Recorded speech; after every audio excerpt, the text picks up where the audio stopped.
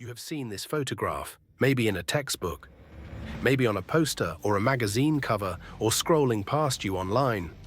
A teenage girl in a white blouse, a soldier's cap tilted on dark curls, a captured German submachine gun held in both hands like she was born holding it. She is not afraid. That is the thing everyone remembers.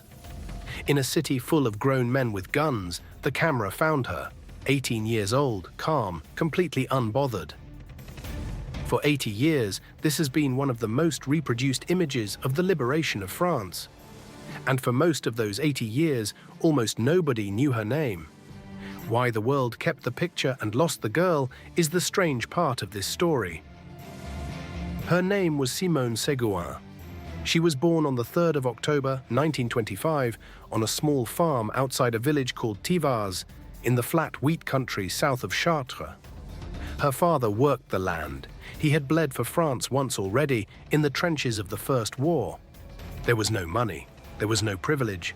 There was no grand plan for her life. She left school early to work.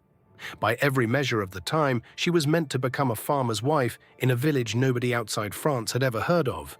Then, in the summer of 1940, France fell in 6 weeks. German soldiers came to the wheat country. For a while, Simone did what almost everyone did. She kept her head down, she worked. She watched the occupation settle over her village like a second winter. The checkpoints, the requisitions, the neighbors who disappeared and did not come back. But watching was not in her nature for long. Her father was quietly tied to the resistance, and through him she met a man named Roland Boursier, an organizer for the armed communist underground. She asked to join. She was 17. They did not hand a 17-year-old girl a rifle and send her into the dark.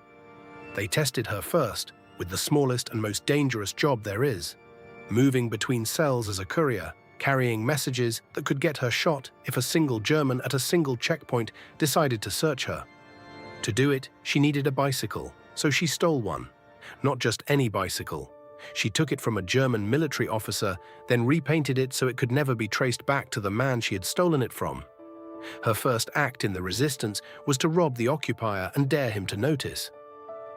That was the moment Simone Segouin disappeared, and a fighter named Nicole Minet took her place. Nicole was the name on her false papers. Under it, she learned the things a farm girl was never meant to learn. How to strip and clean a submachine gun in the dark. How to place a charge on a railway line so the next German supply train ran itself into the earth. How to move at night. How to lie to a soldier's face. How to feel nothing when it mattered most. Boursier taught her. She turned out to be frighteningly good at it. By 1944, she was not carrying messages anymore. She was carrying explosives. Her unit derailed trains loaded with German troops. They cut roads. They ambushed vehicles on quiet country lanes and vanished back into the wheat before the Germans could react. Simone took part in the capture of enemy soldiers, marching men twice her age and twice her size at gunpoint into resistance hands. She was still a teenager. She had, by her own later account, killed. She spoke about it, when she spoke about it at all, without drama and without apology. There was a war. She was in it. That was all. Then came August of 1944. The Allies had broken out of Normandy. The Germans were pulling back across France, and the whole country seemed to catch fire behind them as the resistance rose to finish the retreat. In the middle of that chaos stood Simone's own city, Chartres, with its great cathedral watching over the plain. When the fighting reached it, she was not on the sidelines. She fought in the streets of the city she had grown up beside. When Chartres fell, she was there, weapon in hand, one of the people who took it back. Then her unit pushed on toward the ultimate prize, Paris. The capital was rising against its garrison in those last days of August. Barricades went up across the boulevards, resistance fighters poured in from the countryside to join the insurrection, and Simone came with them. It was there, in the liberated city, with the war photographers hunting for the one image that could hold what was happening, that they found her. 18 years old, in that white blouse and that tilted cap, holding a German submachine gun she had taken from its owner. The cameras loved her instantly. By some accounts, in those Paris days, she helped capture around 25 German prisoners. The photographs went around the world, and here is the strange thing about becoming a symbol. The picture traveled everywhere. The woman in it stayed home. Simone Segouin was made a lieutenant. She was awarded the Croix de Guerre, one of France's highest honors for bravery under fire, pinned on a girl who could not yet legally vote. Her face was printed on posters as the image of the free French fighter. But the fame belonged to the photograph, not to her. She never traded on it. She never went looking for a camera again. Instead, she did the most quietly radical thing a legend can do. She went back to an ordinary life. After the war, Simone trained as a nurse, a pediatric nurse, spending her days caring for sick children in a country trying to heal itself. She stayed with Roland Boursier. Together they raised 6 children. She settled in a small town called Courville-sur-Eure, not far from the fields where she was born, and she lived there for decades as a neighbor. Most people passed on the street without ever knowing that the teenager on the famous poster was the woman buying bread beside them.